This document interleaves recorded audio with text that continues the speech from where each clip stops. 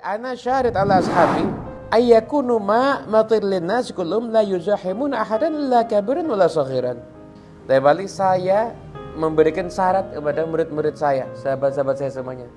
Kamu harus jadi ibarat air hujan kepada manusia. Artinya apa? Kamu tuh kalau mau jadi orang baik, sama semuanya kamu harus baik. Jangan nanggung-nanggung, saya sama ini baik, sama ini enggak. Enggak baik berarti itu. Hujan tuh kalau turun gimana? Beres semuanya kan? Karena inti kalau jadi orang baik, kebaikan kamu harus seperti hujan. Kenapa? Semua orang harus merasakan kebaikan kamu. Sekalipun orang itu enggak baik, harus merasakan kebaikan kamu. Orang itu jahat sama saya, harus merasakan kebaikan kamu. Maka pada siapapun juga, kita semuanya berbuat kebaikan. Kepada siapapun juga kita berakhlak yang akhlakul karimah. Orang yang lebih tua, orang yang lebih muda daripada kita, kita pokoknya kita selalu berakhlakul karimah.